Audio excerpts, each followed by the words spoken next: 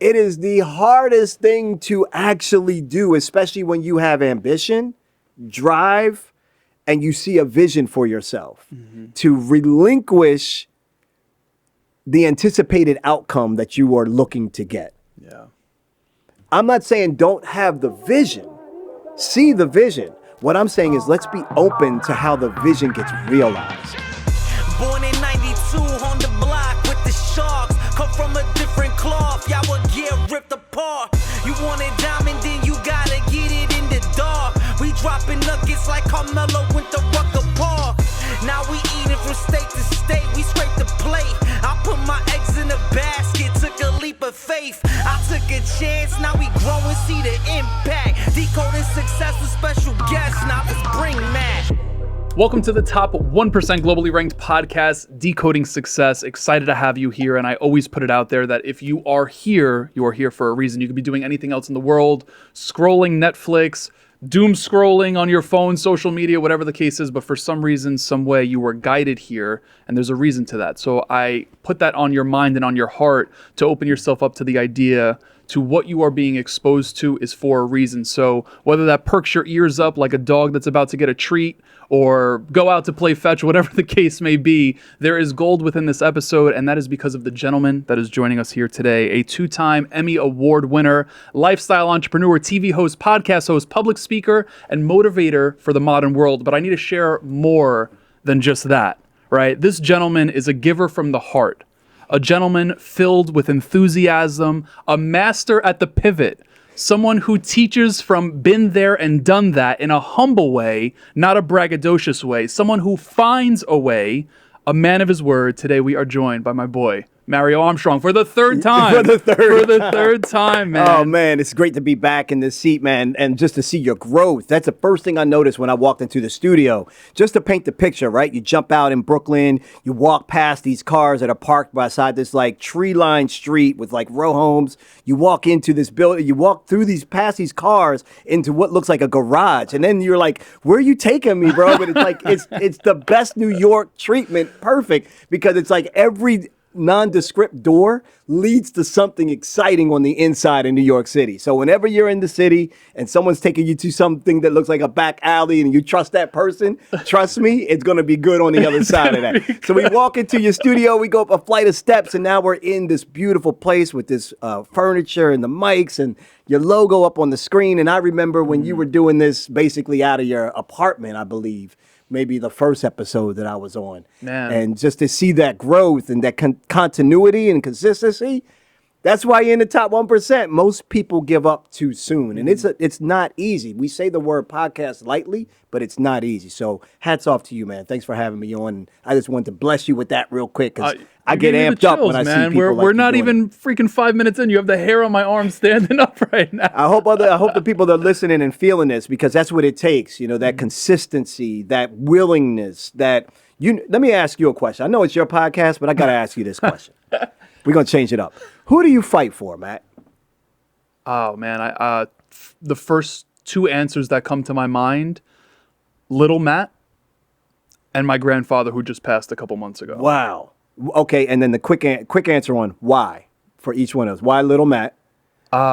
Quick answer, because he deserves it, right? I mean, what happened? He didn't see opportunity. The pain, right? The pain. And no criticism whatsoever, but like, you know, just listen. Parents do the best they can do, right? I'm not in that position, so I can't. I know you are. I can't speak on that, but right. Parents do the best they could do. But like, I definitely feel like there were some things that weren't met per se, right? Weren't met. Understood. And I want to give that back to him. I want to give that back to the other people that feel that. There you go. So other little Matts, yeah, absolutely, and Susans and whatever that are out there feel that. Okay, and then your grandfather, there was a connection. Oh man, big time, man. A man of all men.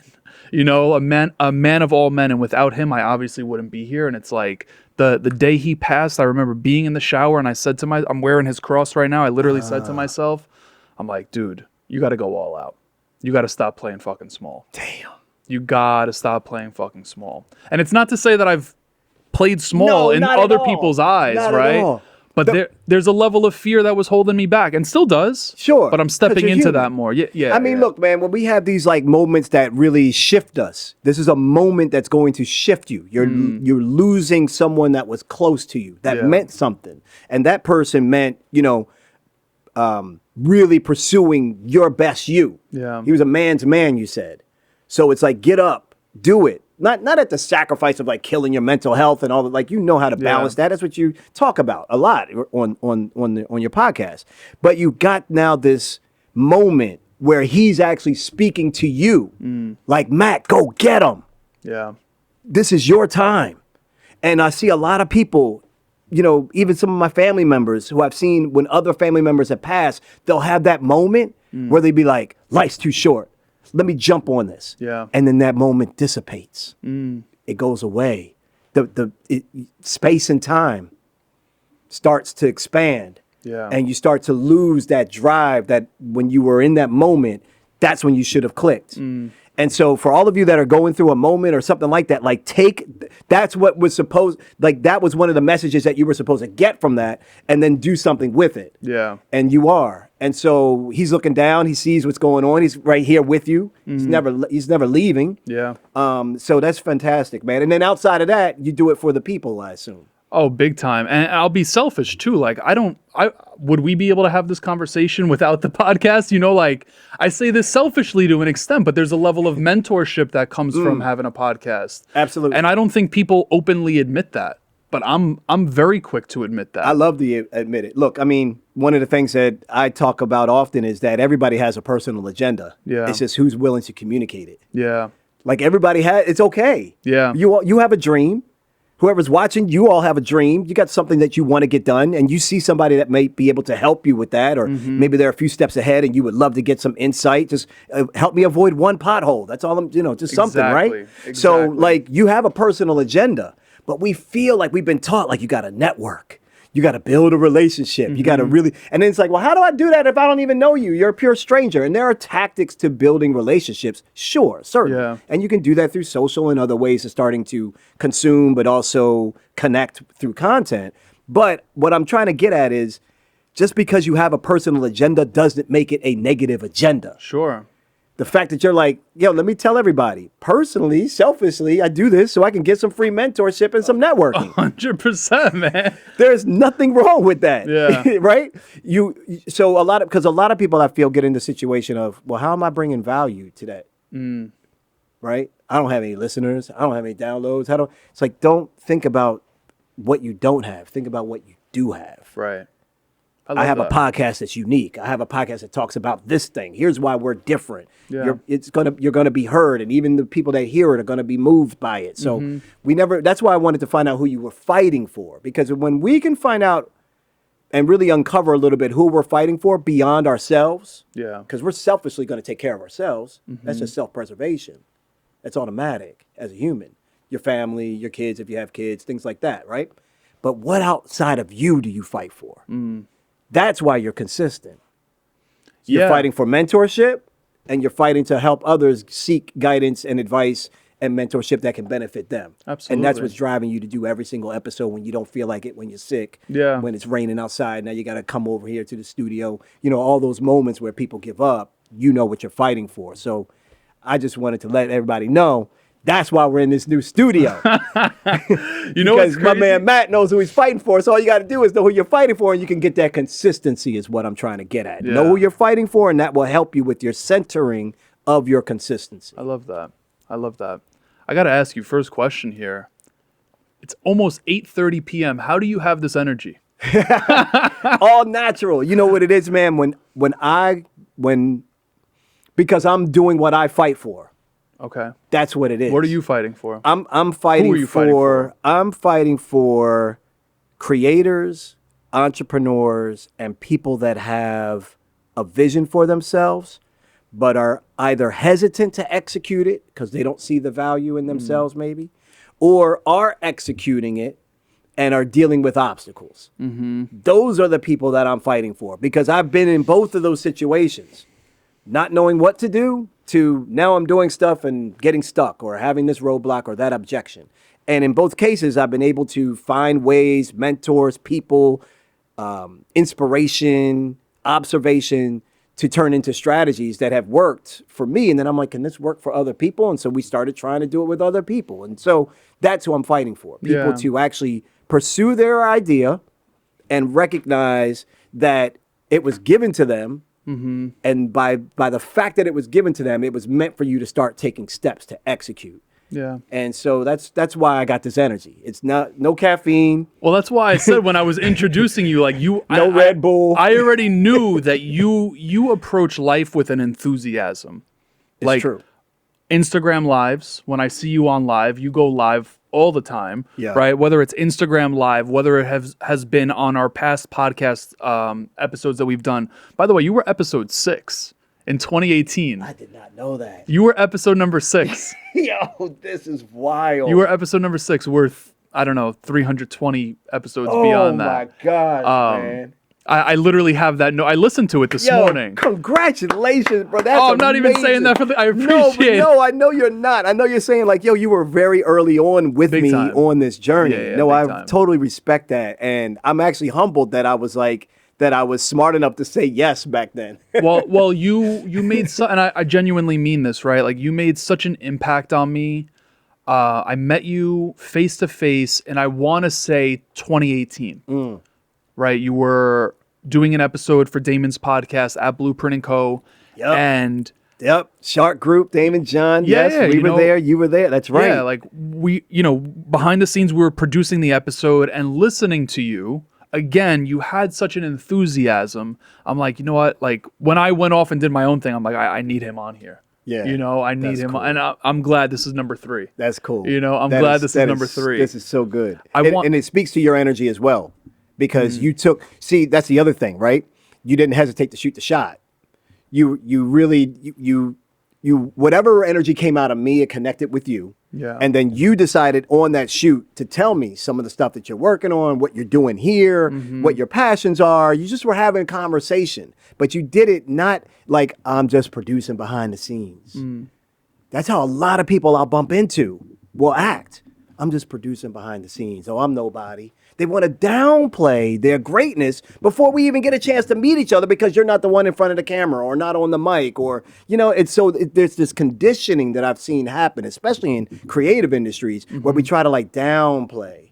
Hey everyone, pausing this episode to share something with you. In a world of hyper competitiveness, I think the best quote that I can share with you is that there is no one in the world youer than you, and that is truer than true, which is exactly why I wanted to share with you today about Brand Builders Group. It's an organization I've been working with over the last few months. It is absolutely incredible, and today I am sharing with you the opportunity to hop on a free brand call with a brand strategist to help you break through the wall of obscurity. We are in a hyper competitive space at the moment, whether it be on social or with your podcast or with your blog or with your books or getting on stage. No matter what your endeavor is, this is an opportunity for you to hop on a free strategy call with someone from the team to be able to help you navigate the waters of making sure that you are breaking through the wall and taking advantage of all of the opportunities that you most definitely deserve. Again, there is no one in the world youer than you. So no matter what the problem is that you solve, there might be other people that are out there that also solve the same problem,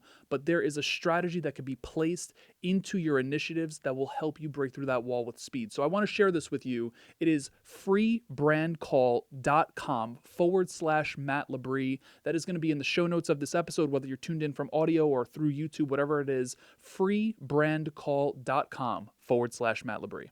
Why is that though? Like, why are we, top 3 reasons, why are we downplaying ourselves? Number one is because we look for validation from others. And so the ego is in control, even though that's not an egotistical thing to do. The ego is in control. Like, the ego looks for validation. It's the responsibility to get this validation. So when we operate off of that and can't really separate from it, we're just kind of like on a continuum that we don't even recognize. So one, it's like this ego that can kind of happen that we don't even recognize. Right. 2, we feel like it's shame or embarrassment to actually speak up, to ask for things or to have a conversation. Thirdly, I believe we've been conditioned to back away from talent. Back away from people that are seen in the spotlight. Back away. Give them their space. Give them their room. And there is context and time and place for that. But that doesn't mean you belittle who you are. Yeah. I'll never forget this story. I went out to a shoot in LA, San Francisco, actually. It was for an app called Trip It, and it's a travel app. Love the app. And we were shooting a commercial. They asked me to come out, get onto the set. I'm like, damn. They're like, bring your luggage, bring your stuff. We want to have this vibe. I mean, it was a beautiful lobby that we were in that this film company had set up to look like we were in a hotel getting ready to like travel. And I'm talking red cameras, like film cameras, like high-end equipments all around. We got makeup on the side. You have wardrobe over here. I'm like, they spent some serious money on this commercial, right? So I end up introducing myself. One of the things that I do when I walk on set is I introduce myself. Yeah. Even did it here. You know, he was quick. Your guy was quick to jump and beat me to it. But I like try to introduce myself to everybody on set. And it's because of how I've seen how people act that I want to break through that wall, you know, and let them know, like, no, it's cool. Like, we're on the same level. I'm just the one that happens to be in front of the camera. But this guy, Matt, his name is Matt, by the way. This guy, Matt, he rolls up on me and I say, what do you do, Matt? And I'm shake his hand. And he was like, oh, I'm just a production assistant. And I was like, Matt, come here, man. I was like, right now. He was a young kid. I was like, come here right now. I was like, don't ever tell somebody you're just anything. Never put just in front of anything you're doing. There's no room for it. There's no reason. You're a production assistant. I said, what do you want to do, Matt? What do you want to be? Where do you want to go? Which role in here do you see? You see 20 people in here. Which role do you want? I want to be the director. All right, well, in order to be the director, guess what you got to be? He's like, I got to be a production assistant in order to get in and try to drum. Yeah. I was like, I get that, but what kind of production assistant? He was like, I said, you got to be the best damn production assistant. You got to beat anybody to the punch on what they might need. You got to be looking. Are the water bottles empty? Is someone looking for a bathroom? Like, you got to be on it ahead of time. Yeah. Like Wayne Gretzky said it best, right? Like, play to the puck, right? It's just like an athlete that's going to anticipate. So in your role, be the best production assistant, because if you are, you will be the best director. And you will get there faster by being the best production assistant. So never belittle yourself by saying I'm just anything. And so when I saw that, and I was like, man, this is happening in so many different spaces where people are retreating from who they are because of those reasons. Some of it is they don't want to look like they're doing too much. They want to be humble. But what they need to do is actually own the role that they're in. If you're in the room, you already got through the criteria to get there. 100%. So why are we backing up? Yeah. You're in the room. Yeah. You made it. I don't care if you're the first. I don't care if you're the youngest. I don't care if you're black, white, and any ethnicity, gender. If you're in the room, that means you're supposed to actually be in the room. So be heard, be visible, do your thing in the room. I also feel like there's a sense of judgment that people will get. So, for example, if we're in the room, right, let's just say there's 20 of us in the room, and you decide that you're like, all right, you know what? I'm not just anything anymore. I'm going to step up. Like, I'm going for it. Yeah. I feel like there's a fear of judgment that comes about from the 19 other people in the room, and it's like, damn, like, you guys are kind of making fun of me because I just posted this video on Instagram and I'm trying for something, or, right? There's a little bit of that. Would you say that's a thing, quote unquote? Absolutely, it's a thing. And I think it goes back to this definition that I'm saying around ego. Okay. Because the fear is, will I get accepted? Yeah. The fear is, will I get the validation? So since we kind of innately as human beings look to connect with others and want acceptance, the ego can really run rampant if you don't try to have practices or meditations or exercise or things that you can do to try to understand when those things are happening so that you can get away from those thoughts. Those are future thoughts. Yeah. It didn't happen yet, and we're afraid. You've already written, oh, well, what if they react this way? Or what if they don't respond to my email? Or what if they laugh at this? You've written that already, and you're in the future. But in the present moment, you haven't done it yet. Right. And now it's holding you back from actually doing it. Why? Because you're looking for that acceptance. Don't look for the acceptance. Here's what I've had to learn. because I was looking for it just the other day, but I caught myself. Yeah, I literally just looking from a YouTuber the other day. I was like, yo, why am I not on his podcast? And I was like, did you just hear yourself? Like, I'm not immune to this, because I'm human, but I have the mindfulness that it's a constant work in progress, but I have the awareness now of when I'm doing it. And I'm like, why am I doing that? Oh, because you're looking for acceptance. Okay. What can change that? What I found that I think can maybe help others in that situation is I start looking at things as an offering, not a pitch, not seeking the reciprocating effect that I'm looking for. Sure. Just the offering. Mm-hmm. Let me just offer this idea. Let me just offer to help. Let me just offer to anticipate something that somebody may need. Let me just offer it. If my intention, what I've had to learn and still to this day talk to myself even through my own learnings is when you know your intentionality is clear and it's coming from a good place, I mean, truly know it, that it's coming from a good place, you can never worry about the reaction on the other side. Mm-hmm. It's one of the things that seems to have protected me from the ego and validation and acceptance. Sure. Because it's been so much pain of so many years of wanting that. Yeah. The little Mario, wanting that, wanting that, that I had to figure out, how do I move as an adult without seeking that? Mm-hmm. And so part of it was meditation, prayer, getting to really learning about myself and understanding what's driving me, triggers, and paying attention to what those are, and then owning up to myself and being like, yeah, like I just told you. Yeah. I don't know why I'm not on dude's YouTube channel. In that particular instance, though, like, can't you use that as motivation too? Like, hey, I'm not on this dude's podcast yet, right? Like, I'm not on that. Like, can't you use that as motivation? Where sure, I do that all the time. I hear no way more than I hear yes. Most of us do. Right? I don't know anybody that hears more yeses than they hear no. Unless those are the only thing that I'll say most people are hearing is nothing. And that's because they're not pitching. There you go. They're not putting themselves there you out go. there. But every time I hear no, for example, if I'm inviting someone on the show and they tell me no, I'm going to be real. I kind of say under my breath, obviously not in person, but like when I'm reading the email, I'm like, all right, fuck you. Like, all right, let's get it. You know, like, let's get it. Shit is on.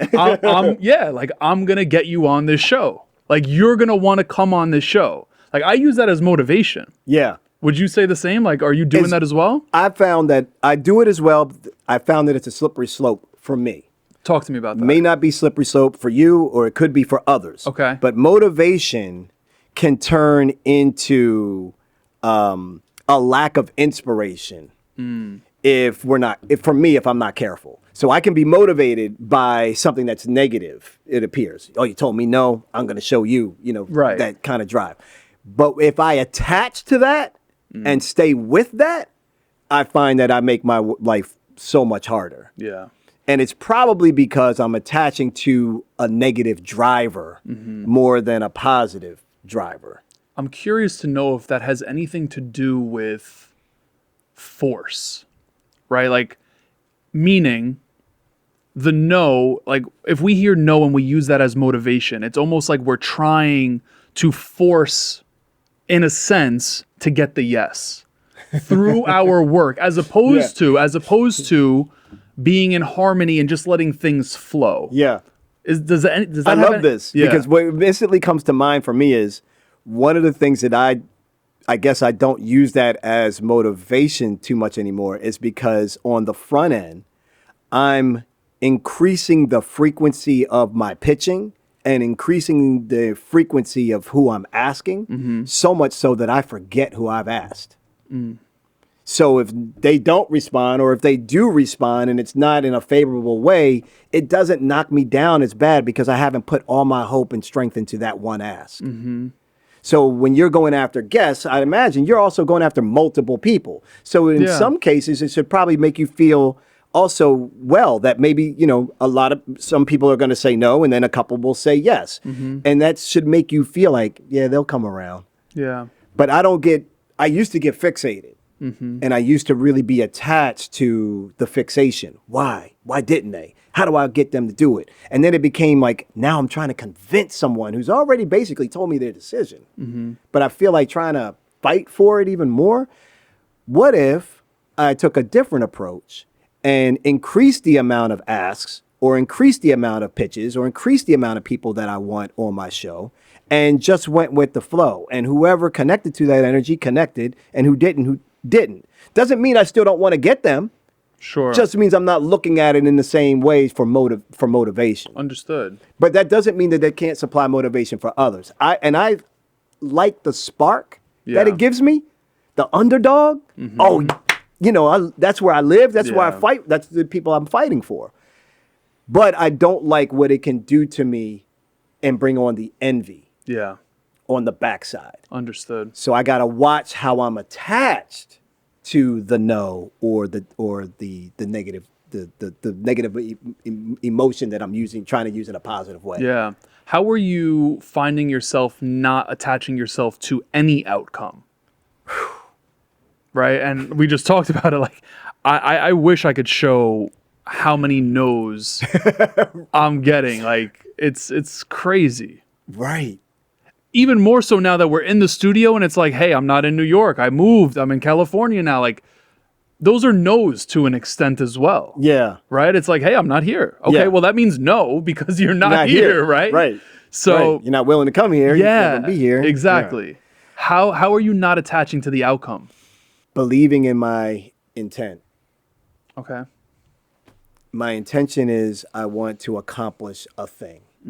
I see the vision for the thing I want to accomplish. Now I have to stop right there at that point and say, okay, I'm open to any way to get there.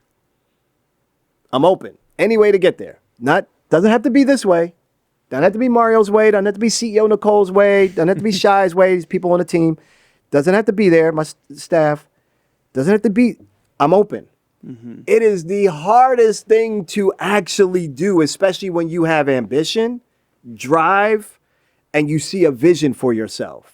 To relinquish the anticipated outcome that you are looking to get. Yeah. I'm not saying don't have the vision. See the vision. What I'm saying is let's be open to how the vision gets realized. You're speaking. That it resonates so much because, when I started this show years ago, right? 6 years ago almost at this point. I mean, the dream was make this your full-time thing, have a studio, like the whole nine, but how that was actualized in reality didn't come about the way that I had envisioned. Right? Like originally we were, we were trying some studios, across New York before we found this incredible space. And it just didn't look how it was supposed to look. But that's not to discount the fact that it was happening. Right? And it's really hard But did it though? Yeah, it happened. It is happening. Yeah, no, but did it discount it? Didn't it discount it? To a degree, did it make you feel like, damn, it's not happening the way I want it to, so therefore it's not really happening? Yes. It to an extent it did, because it's like I know you're a visionary. Like, you have an imagination. Yeah. Anyone that has an imagination is going to, like, you're not imagining small. No. You're not imagining small, right? So when you're imagining this like grandiose thing, and then all of a sudden it's not that grandiose thing. Yeah. And I mean, again, that kind of motivates me. Like, hey, we're not finished yet. Right. Still more to go. I mean, No, the that's journey's good. not over, right? No, The journey's absolutely. not over, That's great motivation. I Yeah. love all of that. And you're right. A quick short story on that.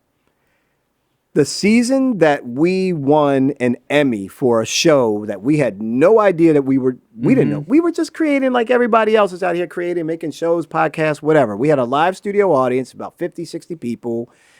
We had 5 or so cameras. We had a director, producers. It was a big thing that we were putting together during that time.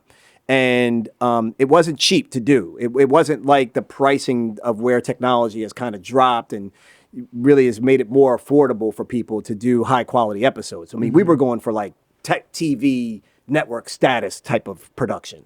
So all of that to say that there was a lot that is involved. We had like 25 people on staff, all being paid contractually. Like, it was a lot that went into this production. We didn't have a studio. Couldn't afford it. What did we do? Like, I got to get this show out there for the people that need to learn about these other stories, to get this information, to get this advice, so that they can hopefully do their thing. They'll get something from our show, the Never Settle Show, and go do their thing. So I'm like fighting for that. So I'm like, all right, what places in New York has lobbies? Like, what companies can I call that has lobbies that would have enough room? And maybe what we can do is give them a free ad on the show in exchange for letting us use your space. Yeah. We only need it for 8 weeks.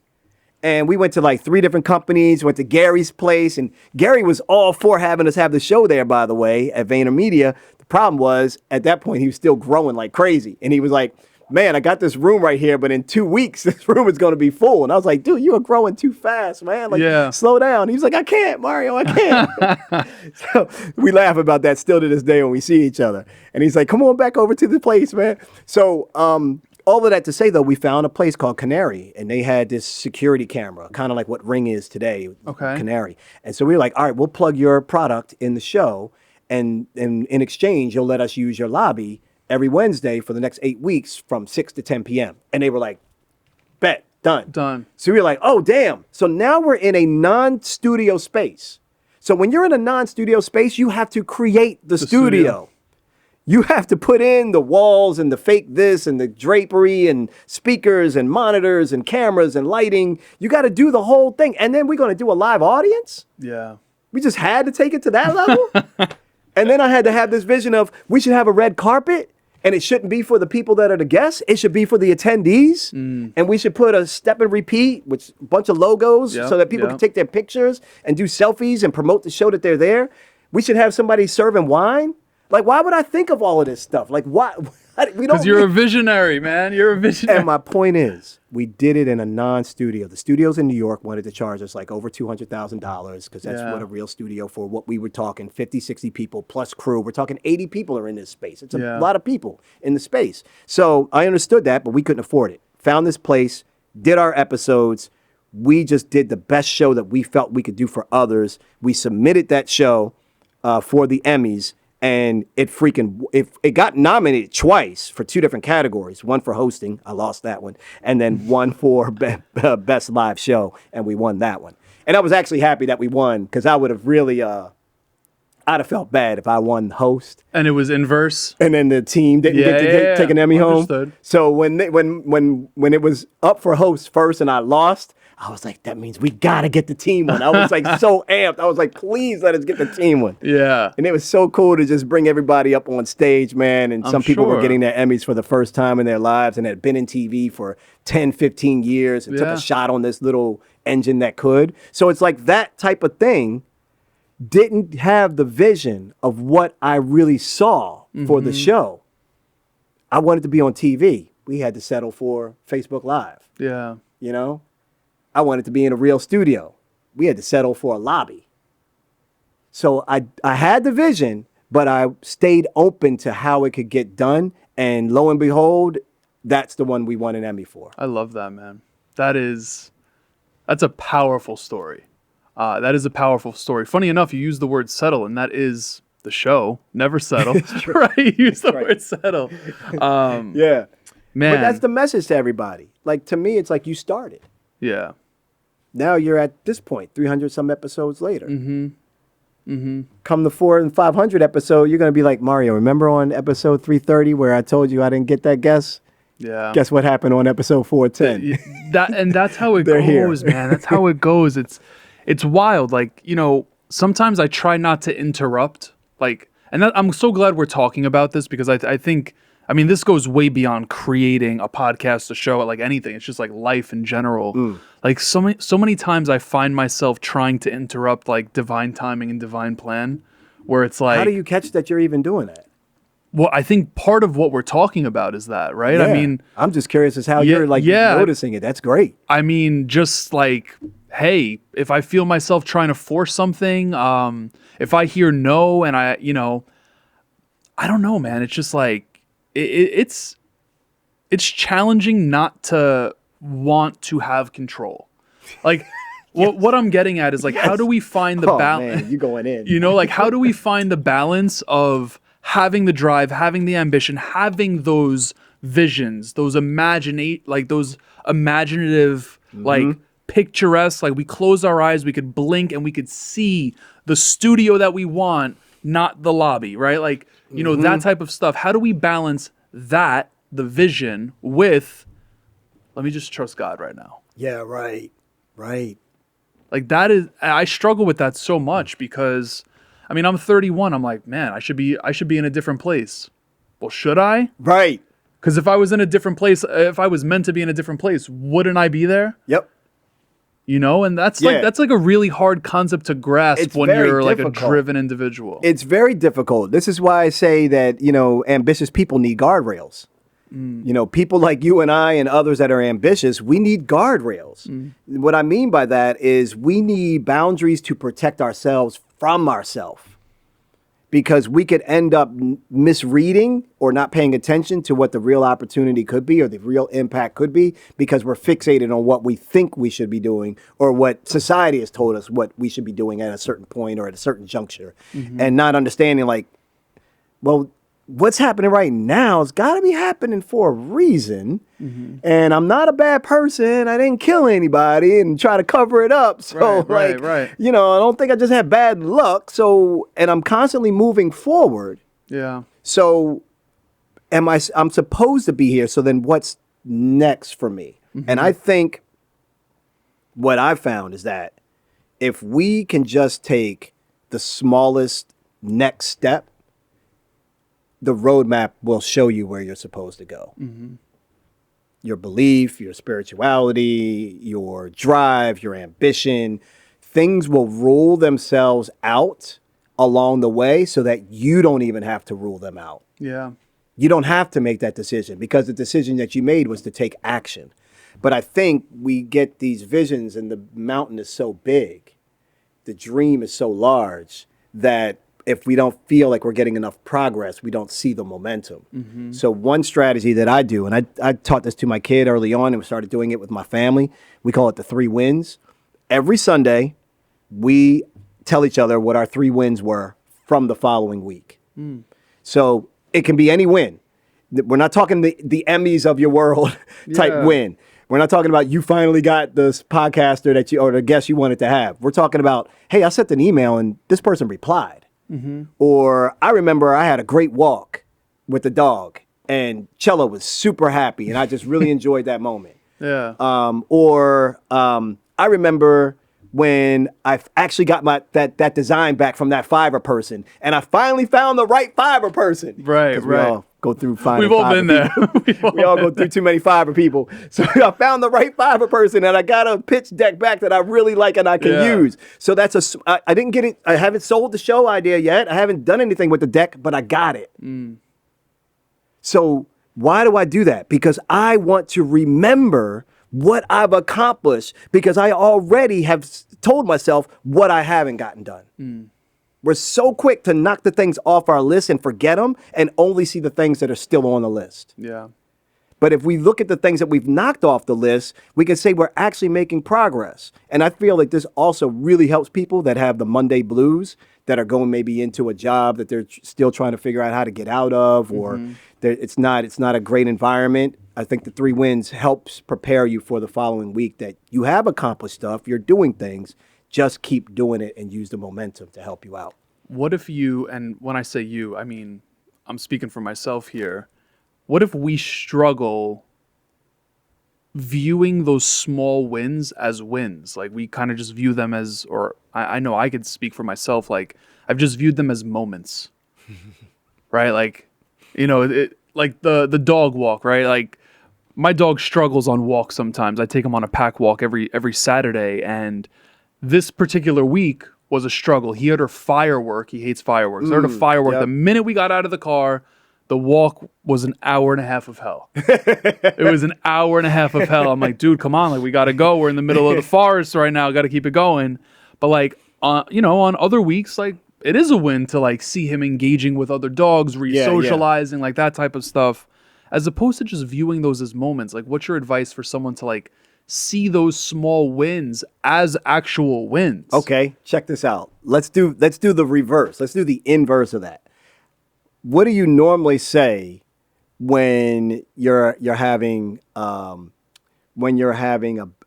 how can I put this? Because I'm going to give it away if I say it. So, that when things aren't going well in your day, and someone says, "How's your day going?" What do you think most people say? Oh, it's going good. I mean, I think that's conditioning. No, but okay, that is conditioning. All right, Yes. if they're being honest, and you got a bunch of stuff that's going wrong, and it's a shitty day. right? It's a bad day, Bad right? day, yeah, Okay, yeah. all right. So you got things going wrong. It's a bad day, right? Yep. The whole day is bad. Okay. But what were those? Moments. There you go. But we'll take one moment. We won't even have. You're talking about a shit trail of bad moments. We'll take one bad moment, and that justifies the whole damn day. But why can't we do the reverse? Why can't we take one good win and let that justify the whole damn day? Yeah. That's gold. Reframe it, baby. We got to reframe this shit. Yeah, that's good. We're too That hard is on so ourselves, good. man. Yeah. I mean, I'm definitely too hard on myself. I see that all the time, but that was really good. That is really good. That's something I need to do for sure, because I can't tell you how many times I have that little moment and I'm like, damn, this was a bad day. Yeah, catch it. You know what's You fun? don't have bad moments. You don't Yeah. have, you don't have bad days. They're just these moments that are bad. You just made me realize this. I actually do my own version of the 3 wins. Oh, really? Like, every Monday I have my therapy call, which I love, and I list out throughout my entire week my wins. Okay. Well, yeah. So Yeah, I'm doing it. are you I guess listening to what you're saying? I don't consider them wins. That's what I'm saying. Like, I don't even view them as wins. So, like, for example, I mean, this, like, Yeah, name me some. I want to hear podcast some. studio, like one-on-one interview. This was a really big hurdle for me to actually do. And I said this on past episodes. Like, when I first started doing this fully in the studio, like, there were some mental roadblocks. There was fear. I was like, oh, well, what happens if I lose the question and I start getting anxious? What happened, like, just being on camera type of stuff, being face to face. It's no longer like I'm looking into the screen. It's like I'm looking into your eyes. now, The right? contact has been here. It's Yeah, different. absolutely. It's big. It's really different. So, like, a lot of that stuff. Now I view this as a win. But, like, other things too, like going on a date, doing this, like, all of that stuff I didn't really view as wins. I just viewed them as things. Right. But Right. those are wins. Right. Those are wins. Okay, so when you get income coming in, right? Mm-hmm. And you have money coming in, right? Is it just a moment, or is there something about it in the aggregate that you would like to accomplish with it? I mean, there's definitely something I would like to accomplish with my income. And you can't do that unless it's in the aggregate, Absolutely. right? Absolutely. So the wins are, again, little deposits into your bank account 100%. here's the thing. Maybe for you, you should start looking for wins that are in a space that you respect. Mm-hmm. So if you respect the professional side of what you're trying to do with your dream and your vision, then maybe let's focus the wins on there. So it's not that you had the greatest peanut butter and jelly sandwich last week. That ain't going to do it for you at this stage. Maybe later. But maybe right now what you need is so-and-so got back to me, or next week I do have this guest coming on, or we figured out a great thumbnail for this particular episode. Absolutely. So like find the small things professionally that you do see as minor wins that are mapped to a bigger win. I like that. So I think if you mapped it, if you could see, well, these small things actually mean something, because in the aggregate, they are small deposits being put into the Decoding Success Podcast bank account piece by piece in order to get to this aggregate picture, this bigger vision. Absolutely. You're giving me the idea. I'm still, I'm not wealthy enough to stop doing this, so I save my coins in like a big jug still. And I'm thinking about it. I think a cool idea is like, I love the visual of that. That's good. yeah, That's good. like, No, I'm big into that. I'm thinking like, you have a jug or some, whatever it is, right? And, you put on the outside of that jug, like, hey, grand vision, like write your grand vision on that, and then just take little pieces of paper every time you have a win and put it in there. And then visually, you can see those wins stack up over time. You can. So start with a small jug Yes. so that you don't feel depressed. Oh, good point. Good point. Start with a small jug. small. like let's Jedi mind trick ourselves. Yeah. It's okay to Jedi mind trick ourselves a little bit. Let's just do a small jug and we'll start stacking up. And then maybe if you start seeing that get full, or maybe you set on the calendar twice a year that you go and you read those. I know people that do that kind of thing and they do it once a year and then they'll go through and kind of read them. I love Could be a that. lot, maybe not. But I like the idea of maybe quarterly you're going through there to read. Yeah. Right, what you did. Damn, I had something else I was going to say on that note, but I lost it. You lost it. I lost something before, and I wanted it to come back. It didn't Yeah. come back. Yeah, those are the roughest. Those are the toughest things when you feel like you're in a man. flow That's state. why I'm always bringing paper and pen, man. Like I can't let go of this. Yeah. You know, like when I was doing this virtually, like this was my bread and butter. Like I had it right next to me all the time. And I'm like, you know what? Is it awkward if I do that? Because I never want to break eye contact with you. You know, sometimes I look left, like when I'm thinking, Yeah, and like me too. I look left. Yeah, I me always too. catch myself doing that. Yeah, that's but like, fine. yeah, in moments, like I gotta write that down. You know, like Yeah, that's good. I've I need seen to you come do it back a to few that. times, and just being straight. Look, you know me. I've been in broadcast and TV at the highest level on the Today Show, millions of viewers, live television. Like, there's craziness that's going on behind the scenes that nobody knows, right?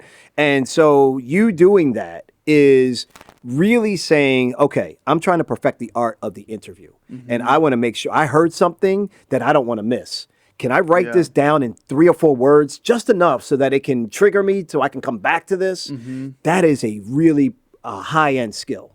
It's a great Interesting. skill. So continue to do it, and you're doing it quick. Trying to. I'm telling you. Yeah. You're doing it quick. I see it when it happens, but then you're doing it so fast that you're coming right back to the That's the conversation. goal. Yeah. Because you don't, what happens in many cases is the interviewer will interrupt and will go to that thought. They won't write it down to park it because they don't want to lose it. And so then it becomes a really kind of tough conversation. And you can hear this when you hear other guests in interviews, or when they clash, or when they're talking over each other, or it just kind of goes left and doesn't come back around. So that's a really tough skill to do. Yeah, I actually wrote something down before, you know, and this is I'm going to bring us backwards here a little bit, but when we were talking before about divine plan, right? And you know, you had such a beautiful answer, and it provoked me to think something else. So let's say that an individual has a goal of, you know, they're a creator. They want to have the 500,000 followers. Right. They want to have that massive following on TikTok, wherever it is. But it's not meant for them. Wow. Ouch. And this is the thing, like, not everyone is meant to be Joe Rogan. Not everyone is meant to be whoever. Yep. You're meant to be you. Right. And I feel like the more we focus on being Joe Rogan and not us, the more we take away from the impact we'll actually have. So how do we get to a place of accepting that it might not be in your cards or in your plan to have the 500,000 followers, to have the #1 podcast in the world, to have whatever it is that we aspire to have? Seeking. It's a tough one. We've been so conditioned, man. Views, likes, attention, comparison. We've been so, like, pushed hard on this that people, and I see it all the time, I see it in my clients, I see it in some of my students, they disregard the value that they have because of these other metrics that society and the culture and these platforms have told us we need to get to.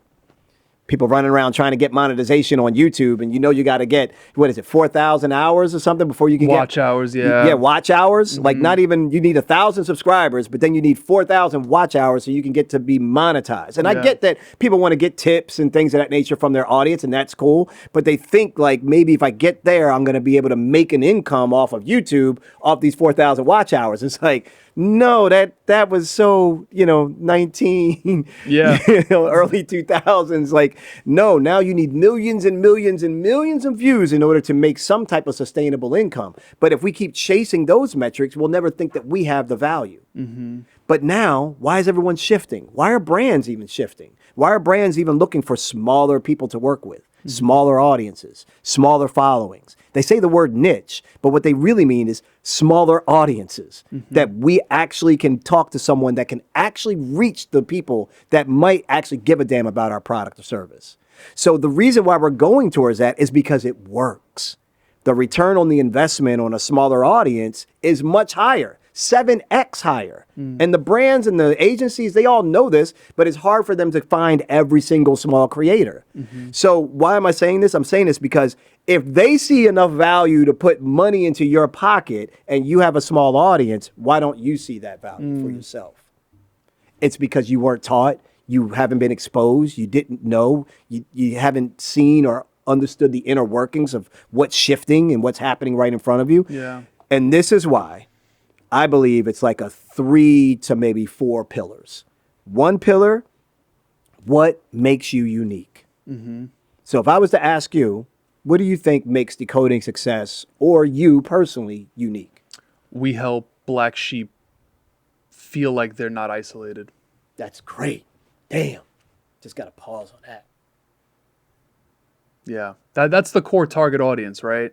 The core target audience are the people that feel disconnected because they've been taught to disconnect from who they truly are. Okay. But okay, so that's all right. So hold on, because the second pillar is audience. But what makes you unique? Allowing black sheep to be seen and not isolated. Perfect. All right. So now that's your uniqueness. All right. So in everything you do, we got that through line for that. All right. Then the second pillar is audience. Who is your audience? You said who that was. Primary is that millennial black sheep. Yep. Perfect. So Yep. you now have a very specific, you're not going for everybody.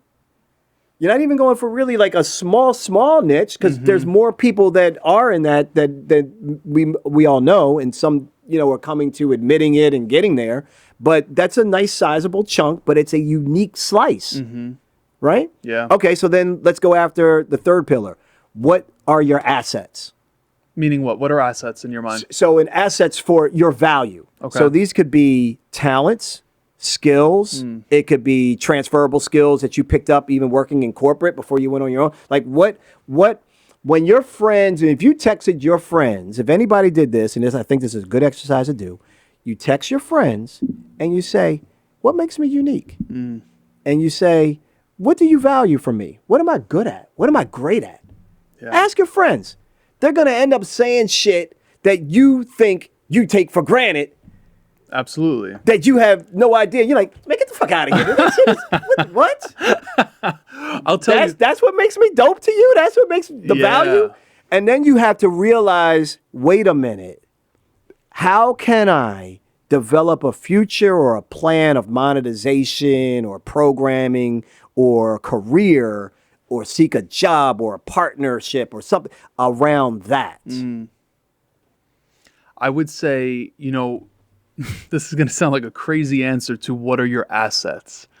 First thing that comes to mind is my trauma. Wow. Damn, you're using the negative as an asset because it's a lived experience is what you're telling me. And because of that trauma, it's been able to give you a platform to talk from your truth about things you've been through, which enables you to connect to other black sheep. There you go. Shit. And then the second thing I was going to say is the way I communicate, the way that I speak about it. Yeah. Right. The openness, the The open- vulnerability, there you go.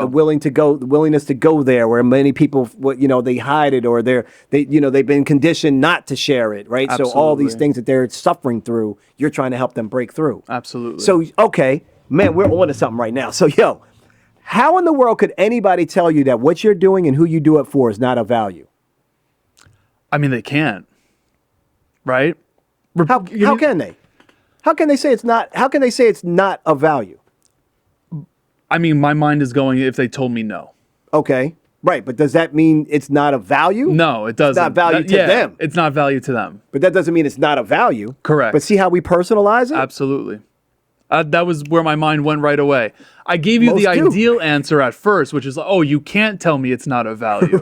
But then the real answer was, wait, if you told me no, then, Yeah. you know, yeah. Yeah. Yeah. So the point I'm making is now let's think about all the companies or the people or the partnerships that would value this. Yeah. Who comes to mind right away without a blink? BetterHelp. Yep. Right. BetterHelp. Didn't you say earlier you're in therapy? Absolutely, 100%. So any therapy provider that you trust or that you think would be great should be somebody that would rock with this. 100%. No matter how many people are listening or downloading or watching. 100%. I've taken so much out of your brand. I'm calling it your brand playbook. I've taken so much away from what you do. Like when I'm on your lives, Yeah. I'm just going to tell you what I've done because of you. Right? Oh shit! I don't know where this is going. This is good. I've made money off this pod. Right? Like I have brand partnerships. Okay. Are they the most lucrative? No. Okay. Are they the most consistent? No. But I've worked with over 10 brands for the pod, Wow. right? Like That's still major. yeah, we're part of it. Part of the reason why I don't have it as consistently is because I'm not pitching consistently, Sure. right? Like Yeah, that's part it's of you. It's me. It's me, right? Like I'm not doing the asking. I'm like, oh, I don't have time to do this. Regardless, one of your lives provoked me to do this. I created a list of 100 brands that I personally use. Yep. Great start. I crossed off everything I did not think was applicable to the rest of the audience, right? I'm talking about the deodorant I wear, Yes. Art of Sport, Matthias Metternich and Kobe Bryant were partnered on that brand. Literally to the socks that I wear, shout out to Bombas, Dave Heath, Shark Tank, Damon John Investment. Yep. Like I built out this whole list. Then what did I do? Went on LinkedIn, took this out of your playbook again. This is something I heard you speak about. Identify the right contact, acquire their information, use dub.com to pitch, video pitch, 1, 2, 3, done deal. I mean, that's what I picked up from you. That's great. That's great. That's all from that's a great you. part You of the gave all of playbook. that away. I do give a lot away. For You free. gave it I all do. away, I do. like- I do because I want to see people win. And if if they need to hire me, they will, right? But I need, there is the idea of like getting that Olympic trainer because that's really what I am. When I like, if you were to work with me in that instance, it'd be like, oh, you're already in the pros. You're doing pro shit. You're not in intramurals. We're not. This ain't after school. Right, This is pro level shit that you're doing, and not that others may not see themselves doing exactly this and still consider them pros. What skills, assets, uniqueness do you bring to the table is what really determines whether or not you're a pro. Not how many people are watching you. Yeah. There are people that are getting deals for podcasts that haven't even launched. How is that possible? How is it possible that some of my students are getting deals prior to launching a podcast? That's awesome to hear. What's the only thing they can actually sell? Themselves. Exactly. Yeah. So in this case, brands, they have to make a risk. Yeah. Every purchase that they do is a risk until they do it and then measure it. So brands have to spend the money.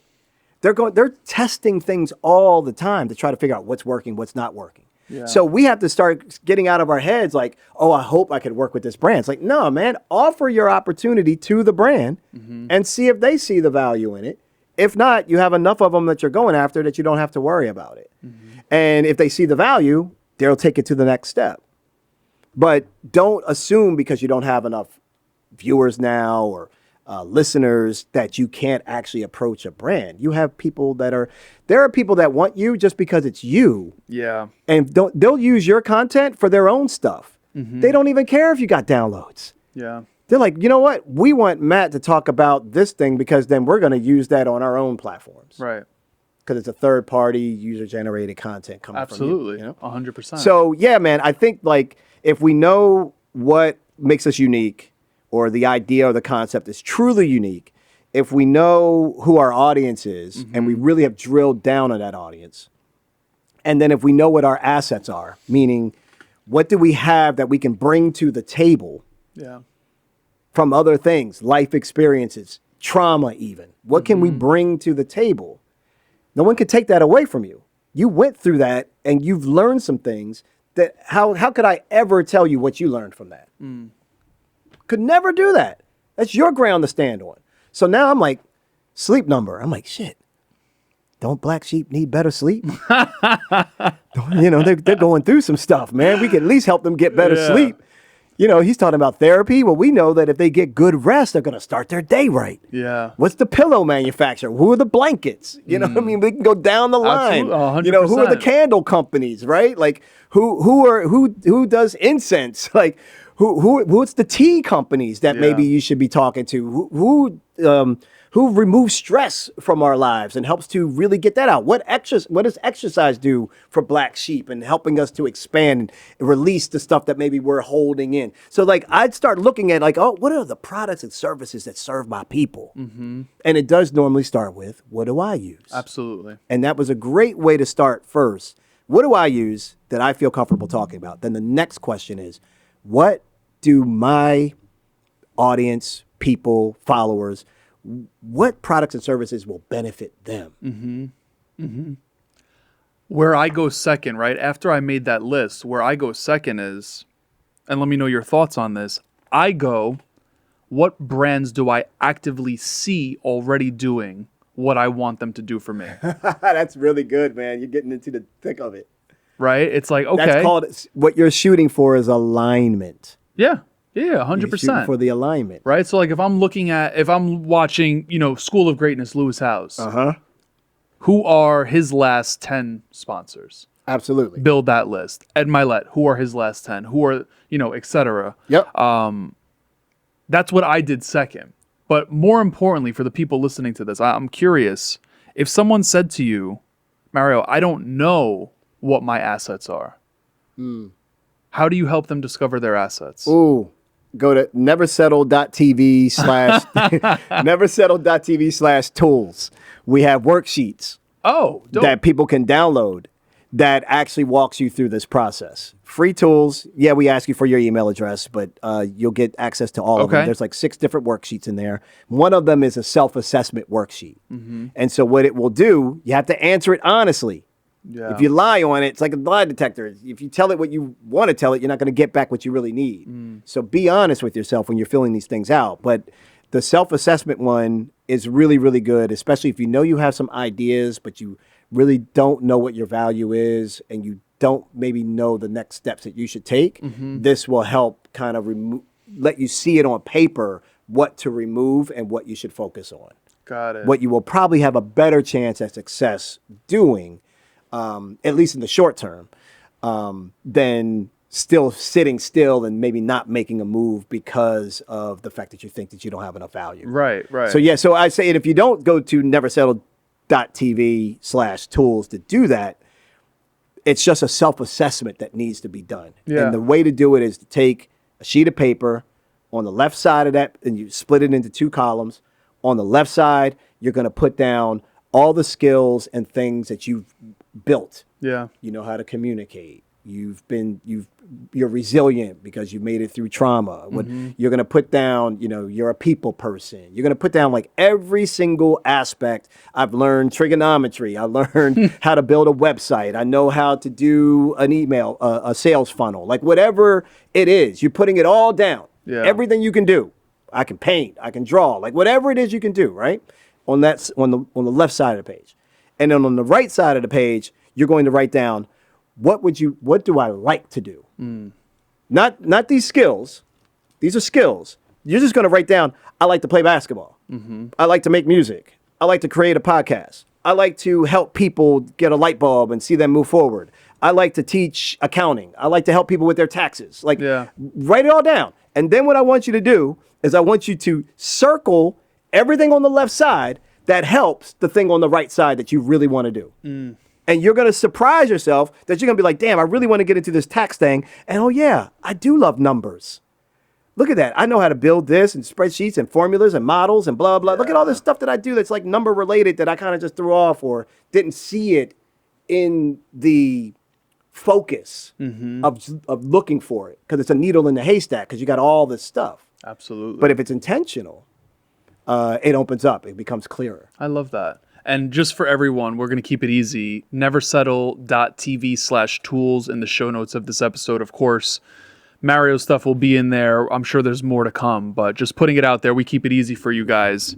I love that. See, I like that. You just look down the glance. I did. You're like, yo, what have we not touched on that we need to wrap up? What do we need to still? I have other stuff here. But imagine if you had to try to do that in your head. What was the other thing? Exactly. Well, I'm going to be honest. You mentioned playing basketball, dude. I actually just started playing basketball again. I retired. I'm like, I'm done.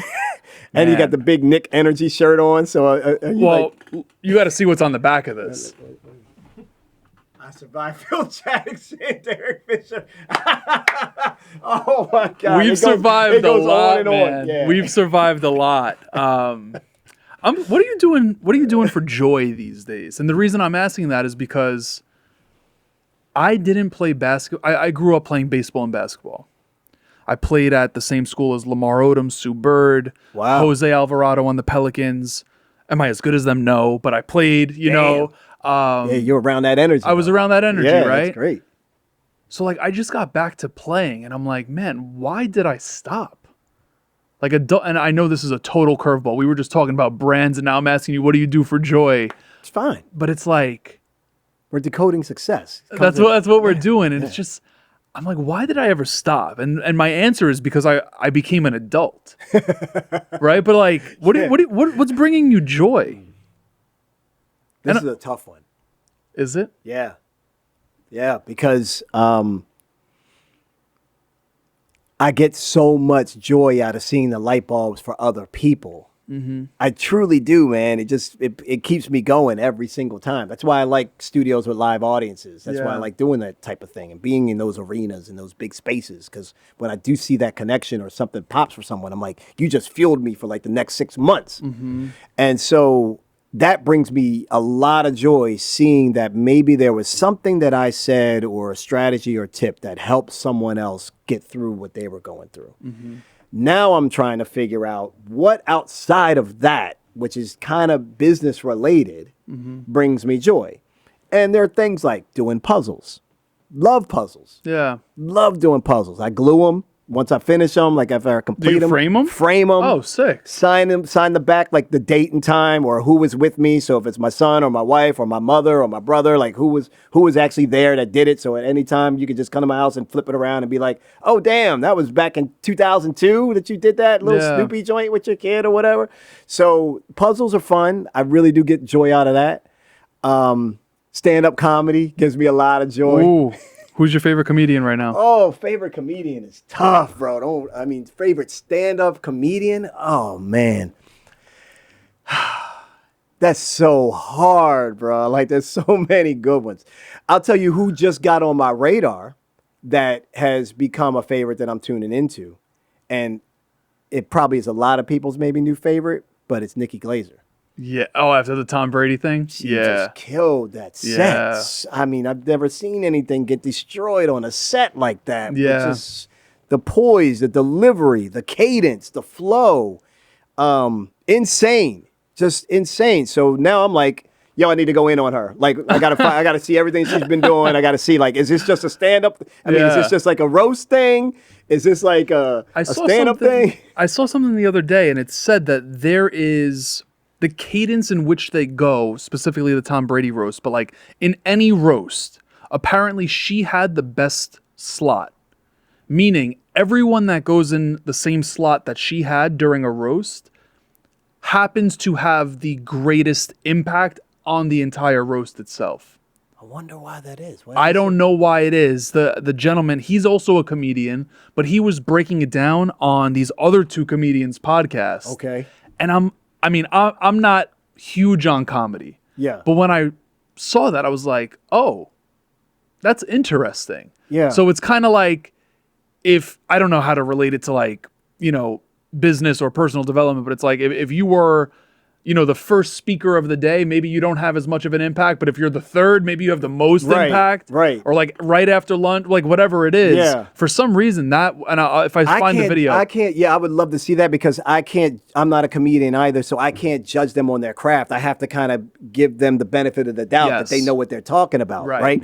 I would like to feel like that didn't have anything to do with it. Yeah. Like, Yeah. I don't care. Like, to me, Well, it was if good. she had gone last, I still would have laughed, Yeah. but maybe I wouldn't have been worn down. Maybe there wouldn't have been some of the same jokes. Mm-hmm.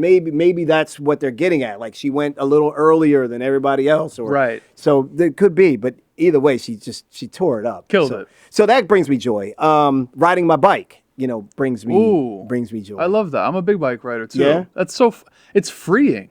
It's so crazy freeing. Yeah, the thing is, though, I'm not riding the bikes that most people are riding. What are you riding? I'm riding BMX. Oh. I mean, adult. I'm, Yeah. but I'm not doing a 20-inch BMX. No, I get Trying it. to kill myself. But, I'm doing, I like popping wheelies. Yeah. But it's still the same feeling, right? It's freeing. I'm curious, is it that, so this is interesting. Is that something you did as a kid? Yes. Hell yeah. Mongoose, Yeah. Kiwahara, Red Line. Yeah. I'm trying to think what else. Diamondback. Diamondback was a beautiful Diamondback. bike. Oh, I have a gosh. Diamondback right now. My brother still my bike kept is a his, Diamondback. man. It's so funny Is you say right? that. Wow. Yeah, so that Man. stuff's bringing me joy. You know what I'm really trying to push myself though? I'm trying to do something new. So I'm being vulnerable, right? I really want to learn the piano. Okay. I think that's the new thing. And at first I was like, I want to learn the piano because I really want to be able to use it in business spaces. Okay. And I was like, here you go again. Trying to learn something that you're going to use in the business Sure. space. Why don't you just try to learn the piano for the joy of learning the piano? So that's where I'm at right now. So those things, yes, those other things bring me joy. Being with my family is immense joy, being around my family. Yeah. But pursuing learning the piano Yeah. is something that I'm looking to just have joy with now. I love that you say that. Well, also, I mean, your son is an artist. True. Your son is an artist, right? So I think there's a connection there. Yeah. Ryan Blair was on the show, and he does something new every year, and he commits himself to that thing every year. So like when he was on, he was talking about like, I don't know what type of dancing he was doing, but he was doing some type of dancing. This year he was doing some type of singing, and I'm like, man, like That's good. that's a really Thanks, Ryan. That's it. That's what I'm doing. Thanks. That's it. I'm learning the piano. Thank you. Right. That was the piece I needed. Yes. That's it. I'm learning just- the piano this year. There you go. There you go. Yep. My son's a composer. He's home for the summer. Yo, help me get started. There you go. Like, what am I waiting for? There you go. I think about it like when I go to a new restaurant, I love it.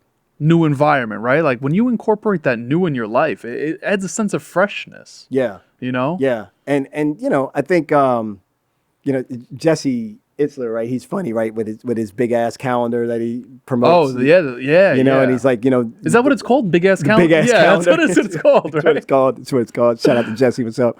And but he talks about like, really looking forward to making sure that you're carving out time to do new stuff.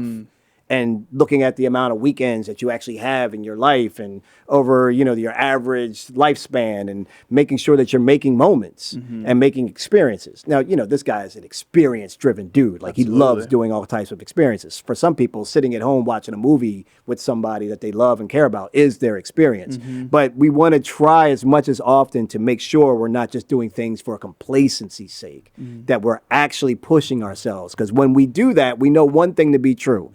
Every single time we push ourselves into a place that's uncomfortable, something great comes out of that. We only grow when we're uncomfortable. Everything else is complacent. It's easy. You can do it. Yeah. That's why we do it that way. Because it's, I'll just lay back. I'll chill. Why do I need to do all of that? Absolutely. But me putting this on the podcast is my own way of holding myself accountable, saying, I need to learn the piano. And I've been ducking and dodging it because it's been uncomfortable. And partly is because I just want to get to playing the piano. But I need to learn how to play the piano. I was going to say, is it uncomfortable because you're not quote unquote good at it yet? Or keyword is yet, by the way. I don't know anything. All I know is middle C. I don't know anything. I'm talking like, Yeah. You know what I mean? Yeah. And so I just think I love how Ryan is his name? Yeah, Ryan Blair. Yeah. So I think we all should just really pick that up. I think that's, again, to me, to kind of tie it back, it comes back to what's my intention. If I can focus on my intention, not attention, but intention, then I can have more fun or more joy or more purpose because I know why I'm doing it. My original intention was because I want to start doing public speaking with a piano. I want to start changing up the game when I'm on these stages. I want to infuse music and stuff into some of my keynote speeches and do things differently, right? That'd be cool. It will be. It will be when I get there. But that was my intention. So that became work. Therefore, it was like, I'll fit it in. I got this other work that's more pressing that I have to do. That would be a nice to have. And then when my intention shifted to, can you just have fun playing the piano? A guy said to me, I was at a conference, we're backstage, 3,500 people are in this Las Vegas conference center in MGM. This just happened a couple of weeks ago. This is why this is like all fresh. And you telling Ryan in my ear now and all this other stuff, it's all fresh. And the guy says to me backstage, what would you do if you could play the piano? What's the song? That's what he said. He said, what song would you play? And I said, well, I just want to do a Christmas song because I really want to do it with my son. Like I want to sit on the piano with him and he's playing and I'm playing, but we're playing freaking Jingle Bells or Silent Night or some shit. I don't care. Right. I just want to do a Christmas song. And he says, do that. Just learn that. Why are you will that make you happy? Will that bring you joy? Just learn that. You got time to learn the foundation and the tactics. And piano teachers, don't get mad at me. Y'all might be like, no, that's the worst thing you can do is not learn your scales first and shit. Whatever. All he was trying to get me to do was focus on taking the action. And he's right. Yeah. Ryan's right. Like, let's just do that. So, I think about this conversation, intentionality, removing obstacles. We've talked about big hills, how to make them smaller. 3 wins to give us the motivation to look at things that are even small that in the aggregate will get us to the big visions. And this little story about this whole piano and you asking me about joy turns into this teachable moment for myself and hopefully for others that, Mario, take your own advice. Start small.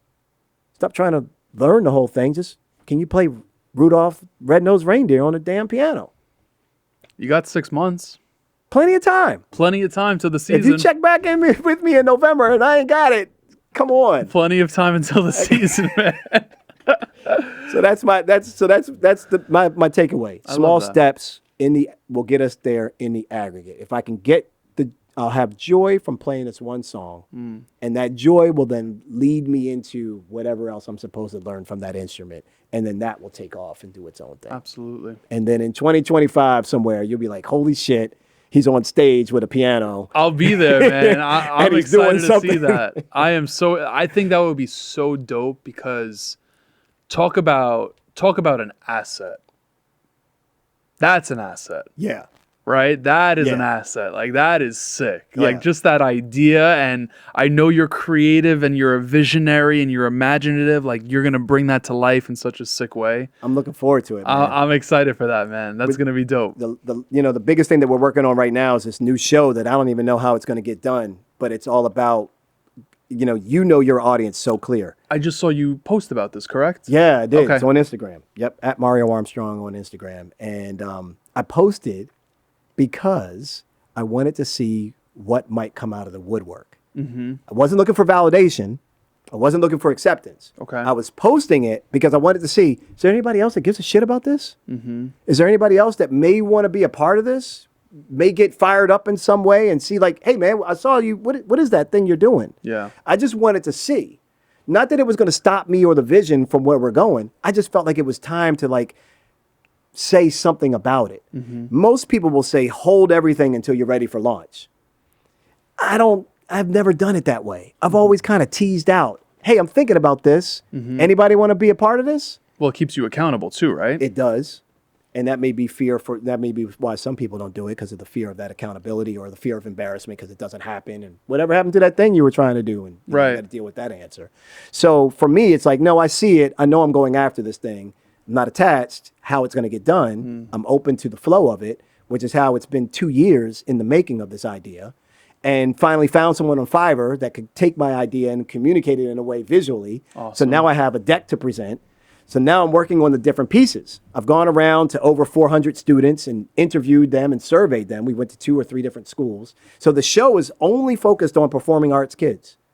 It's only focused on high school and college and maybe young professionals that are in singing, songwriting, set design, graphic design, audio, lighting, videography, Right. dance, the world of the arts. And I'm doing a show that's going to bring entrepreneurship and arts together in a way it's never been done. Because what we don't want to have any more are starving artists. Like that's the idea that artists have to starve is because they don't have the entrepreneurial skills. So let's teach it to them. They're not getting taught that in school. So let's do it through a show. So we're going to do it through a show. It's going to be a podcast-like show shot with a live studio audience, like 100 people or so in this audience. They'll be able to participate in real time. We're going to have guests coming on the show, doing stuff with the audience. Yeah. So like if we got a great actor, like, all right, let's do a script read with acting students that are trying to be where you are in 10 years. That's cool. You know, like let's break through and give these kids not only entertaining and thoughtful and advice and discussions where these artists can really share tips and strategies to do something, to break through, but let's also give them some real mentorship. And then there's going to be an app. So there's a tech stack of like what the app's going to be, Yeah. where you can connect with other members. You can look up jobs and internships. Sick. It's going to be, so here we are, Yeah. full vision. How do I take my next step? First step was, let's go to a high school and find out if they even want this shit. Yeah. I think it's a cool idea, but do they? Let's have them fill out a survey. Okay, first step, write the survey. Yeah. I don't know what to write. Ask ChatGPT. It'll help your ass out. Write the survey. Good old chat. Good old Chad. We call him Charlie. Good old Charlie. Just write the survey, use Google Forms for free, and boom, it's done. Done. Now get your target audience to fill that out, and that'll give you your next step. And so here we are 2 years later. Making it happen, man. Making it happen. You're making it happen. I have something to share with you after. I think there's an awesome potential partnership there if you haven't already explored it. Knowing you have. But I'm going to ask you 3 last questions here. Okay. We've been rolling for a while too. I've lost track of time. It's been flowing, but I don't even know how long your episodes are supposed to be. So this is good. It's good. What's a question you wish more people would ask? Ooh. And how would you answer it? I wish more people would ask, why am I such a sneakerhead? What do you got on right now?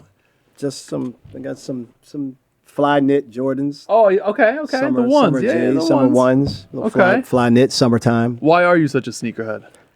Because sneakers, I buy sneakers as affirmations.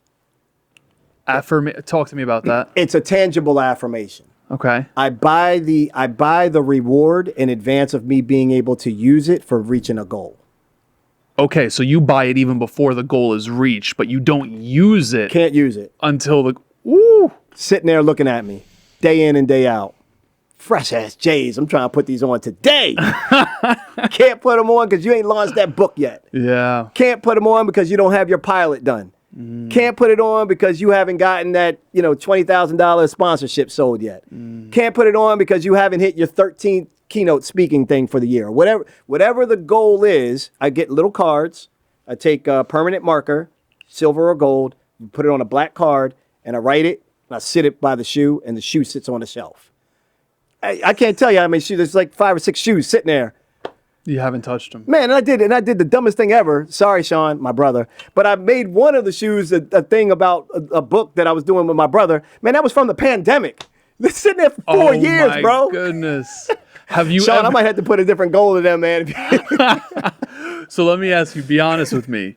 Have you ever moved the card and it's like, well, I want to wear this pair, so let me flip-flop? Plenty of times Okay. I tried. No, I didn't Oh, do it. you haven't? Oh, I wanted to.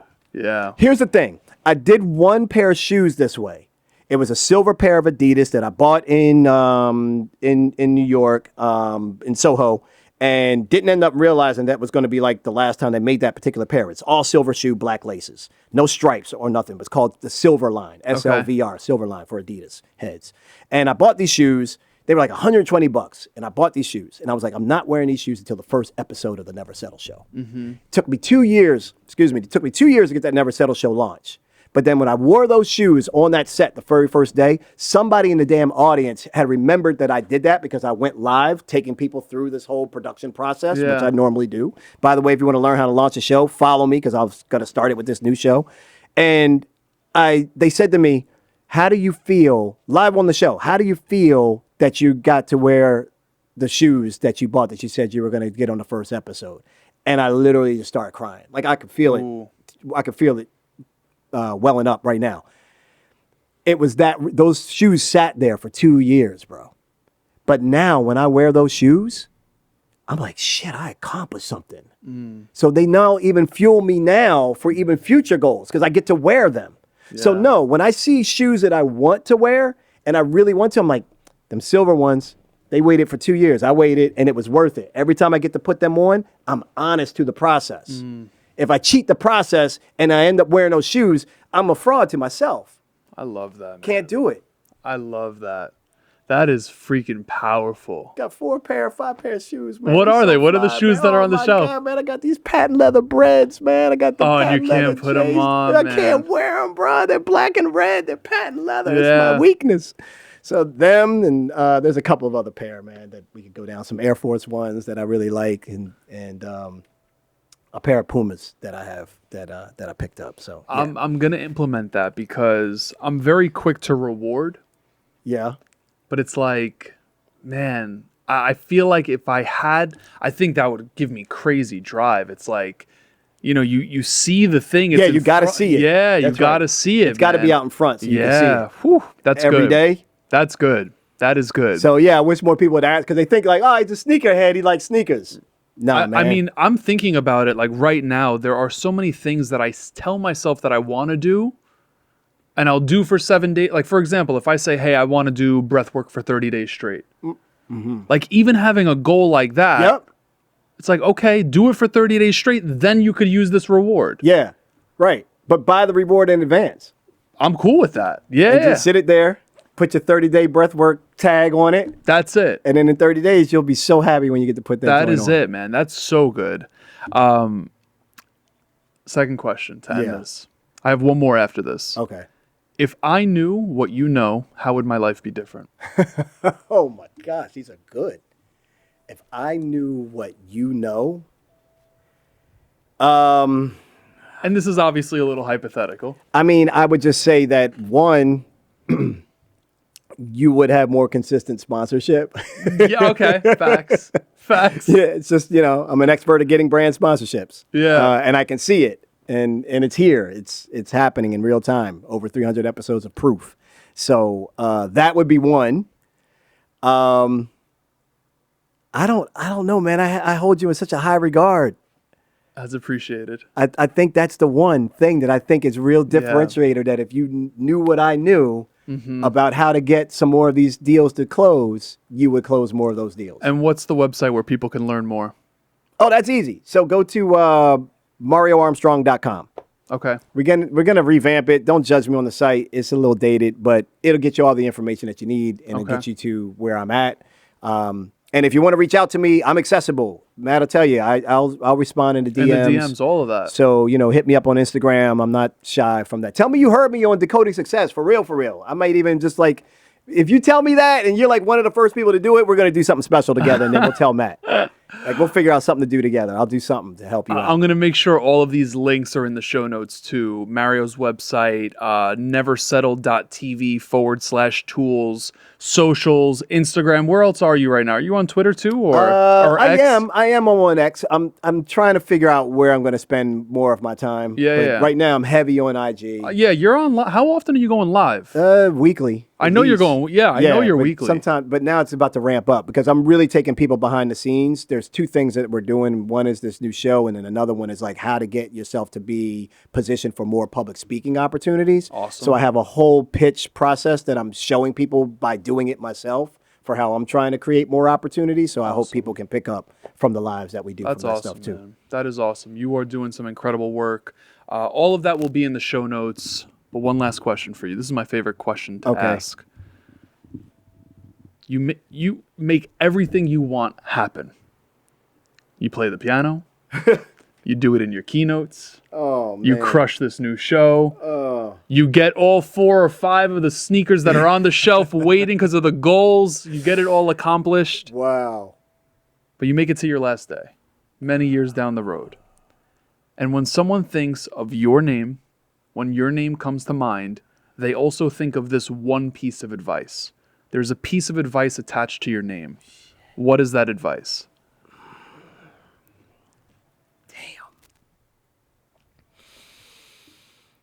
Oh, what's the one piece of advice that's attached to my name? It's like if I remember, man, me and Mario, we didn't just do 3 episodes, we did many more episodes in the future. I just thought of him and like, this is the piece of advice that comes to me. If what you want to do is against all odds, do it anyway. I think that would sum me up. Yeah. I think that would sum me up. Do you feel like Speaks you go to the against- underdog. Yeah. Speaks to wanting to really push you to be your best self, to really leave it all out on the life court. Yeah. And there's nothing else there. You gave it all that you could give it. So I really feel like if anybody is going to do that, it's never an easy path. It's got to be a tough path to go through.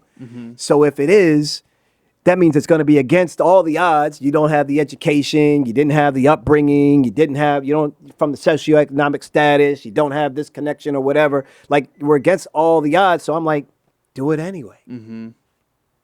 If you believe, I think it would be, if you believe in it, even if it's against all odds, do it anyway. I think that's what I would say. I love if that. you believe in it. I love that. That is That's powerful. what I would want to have. That is powerful. So when you read my damn tombstone, you better read. If you believe in it, against all odds, do it anyway. do it anyway. That would make man. me happy. Nicole, honey, put that on there. Put that on there. No time soon, though. Let's. Many years in the future. Many years in the future. But Mario, I just want to say thank you, man. I really mean it. 3 times now. 3 times, and I'm really grateful for each one of the times you have blessed us with your presence, your wisdom, your experiences, your words, Thanks, man. your enthusiasm, your energy, like the whole 9, man. Like, I am so grateful for this opportunity. I'm glad we were able to do it face to face. Face to face, and if you all only knew what we had to go through to get here, you would know, like, yeah, this And I'm is a grateful whole for resilient thing. Like, train was delayed 3 times, y'all, and we got here. we did it. I'm super grateful for that. Now, everyone, again, just putting it out there, you could check out Mario in the show notes of this episode. You can find all of the websites, all of the socials, all of that good stuff in the show notes, whether you're tuned in from YouTube or you're listening on an audio platform or reverse, whatever the case is. If you're listening on audio, make sure you check out the YouTube. That too is in the show notes. I put it out there again. There's a reason that you were here today. There's a reason you are still listening to this. I don't know, an hour and 20 plus minutes into this damn show. Walter, what are we running over there? Like an hour and 30-ish, right? Give or take. Like, guys, you are here for this long for a reason. I'm going to put it on your mind and on your heart to make sure that you are sharing this episode. You wouldn't be here if you didn't find this of value, if you didn't find it entertaining of some sort or anything in between. So again, make sure that you are sharing this. Until next time, everyone, be blessed. Peace.